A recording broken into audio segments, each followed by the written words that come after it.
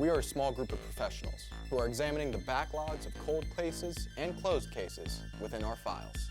Cases of a very specific kind. When genre fans take their love of media too far, you get twisted, real-life criminal acts.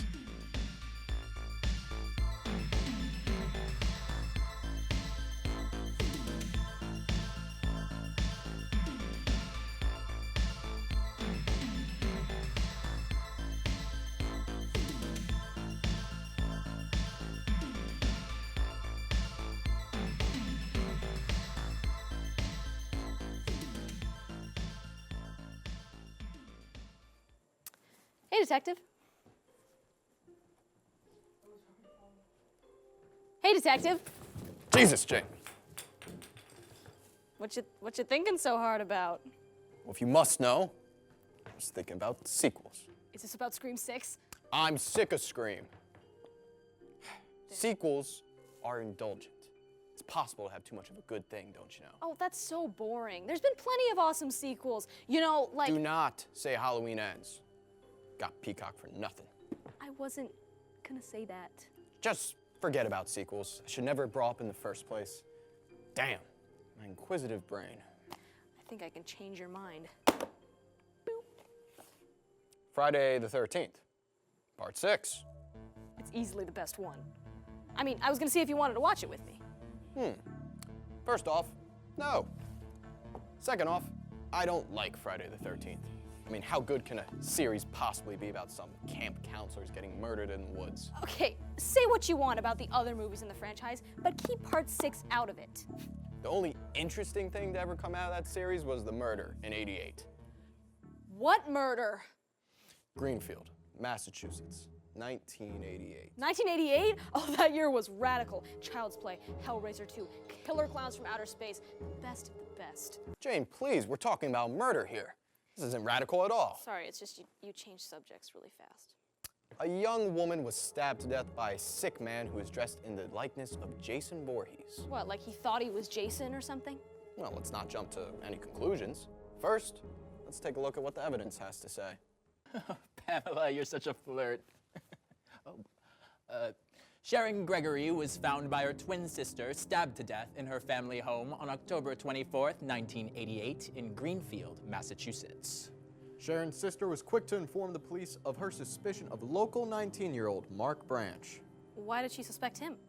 Well, Branch had a bit of a reputation in town as being a creep, and Sharon was doing a psychological report on him for her local community college. The police then searched Mark's residence. They didn't find him, but supposedly found 75 slasher films, 64 true crime books, along with horror memorabilia like masks, machetes, and 3 knives. An extensive collection of torture porn was found as well. No need to elaborate further on that. This guy was disgusting. Branch's car was found near Buckland Forest, not too far from the scene of the crime. But no sign of Branch. They looked for him for weeks, but kept hitting dead ends. Until November 29th, when a hunter stumbled upon Mark Branch's body hanging from a tree, about an hour walk from where his car was found. An official time of death was never given, and the exact cause of his death is still debated over, even till today. Branch's body was found slightly decomposed and ruled a suicide. And to make matters even more suspicious, Sharon Gregory's murder weapon was never found. Is there more? Those are all the known facts. What was the point of bringing in Pamela? Moral support. That was a little anticlimactic. Anticlimactic? Jane, please, be more respectful. A woman died. Sorry, bad word choice. I was just expecting there to be a little more evidence. Greenfield was shaken by the prospect of a serial killer in its own backyard. Now you've got my attention. Once the residents found out that Branch had escaped, they thought he'd go on a killing spree all the way up and down the East Coast. All of this happened just days before Halloween?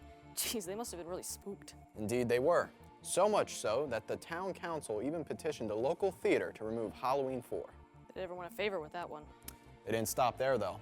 They moved their annual Halloween parade indoors, as well as setting a curfew for the local trick-or-treaters. Okay, now that's too far. I mean, it sounds like everyone in Greenfield was just watching too many movies. I mean, this is like how boring side characters would act in this situation.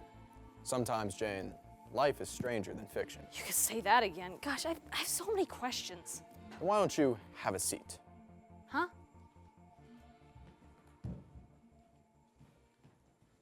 I can't stand for this? Then take a seat. I need to think. How does this help you think? You ask away questions, and I'll start to organize them. How did they not see this coming? And why did the town react so irrationally? Also, why I meant one at a time. Okay, how did no one see this coming? I mean, this weirdo rented all these DVDs and had such a creepy obsession. I mean, people had to have taken notice. You're right. And someone did. Sharon Gregory. That's why she was doing the psychological assignment on him. She knew there was something off about Mark Branch. I doubt she thought she'd get murdered for it. She must have been at least a little afraid. I know I would be. But I mean, why was she even doing her report on him out of all people? We can only theorize. Can we, like, look at the files and find out for sure, right? Unfortunately, that won't be possible. Why not? There's very little information about Sharon Gregory. Isn't she the victim? Yes, but it seems that the public and the media's attention was more on Branch. I struggle to even find Sharon's exact age, but most sources do say 18. You're telling me that we know exactly how many DVDs Mark Branch rented, but we barely know anything about Sharon Gregory? True, but that might be out of more respect for the family. Yeah, but it seems like the town is kind of obsessed with Mark Branch. Indeed, but it seems like a point more for the psychologist. The answer is pretty simple. Okay, then tell us. In a small town like Greenfield, it's not likely that they're used to such severe crimes as this. It can be assumed that their frame of reference might come from elements of pop culture. In this case, horror movies. In situations like these, it can be easy to become so caught up in the crime that you can forget what truly matters. It does seem odd. It's hard to imagine they couldn't see this coming at all. I mean, Branch was known to harass girls in town. He was even institutionalized once. Geez, Greenfield seriously should have known better. I mean, come on, why didn't anyone do anything? Get off my desk. Sorry. It's easy to say you would have acted differently, but in a situation where your community is being threatened, rationality does not typically come first. Even if they knew about his concerning behavior years before he turned violent. All I'm saying is all of this could have been avoided. With a town of under 15,000 people who all knew each other, it's hard to imagine your neighbor could be capable of murder. He was a danger to the people around him. Someone should have done something. I know I would have. Even if they were your friend? Exactly. I mean, would you suspect one of us to be capable of murder? Yes. Even me? Well, no. You're not smart enough to commit a murder. Oh. But honestly, do you really believe it's the town's responsibility to keep tabs on each one of its residents? All I'm saying is they waited until after an innocent girl was dead to talk about how bad Mark Branch was. They were scared, detective. And don't act like nothing was done.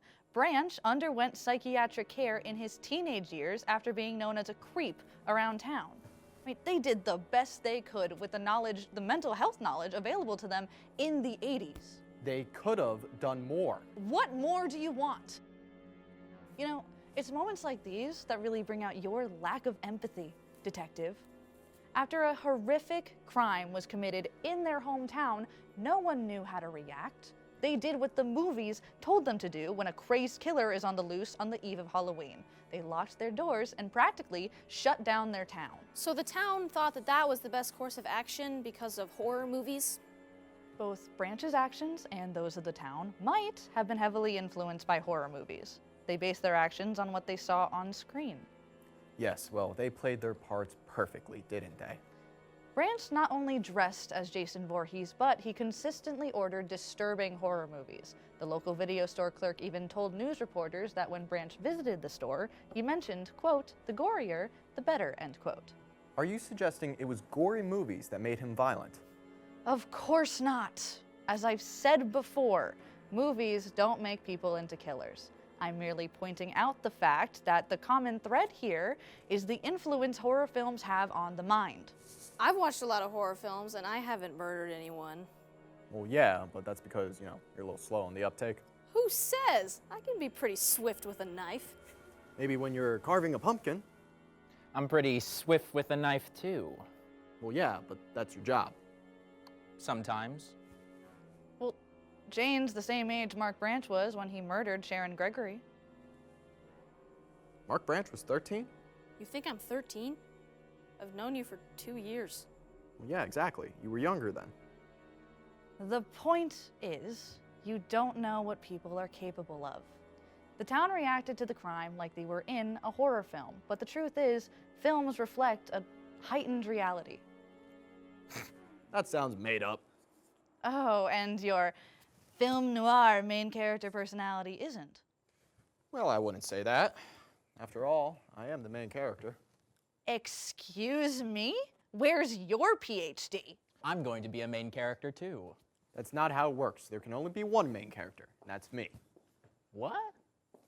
Yeah, the main character is me. No, Okay. I don't Guys, think that's how it Oh, works. really? Well, Can you know, stop? I I mean, Dude, I'm what here. the- I I have have to to have a exactly question. makes you Oh, whatever. qualify Is to that be a main what- character? I guess that mean, concludes what today's words episode. do you Catch us actually- next the hat, week the when pipe, we actually get No, into it's the not Halloween no spirit. actual credentials. Have you spent years studying Marlo, craft? all the detectives. Have you done how we I have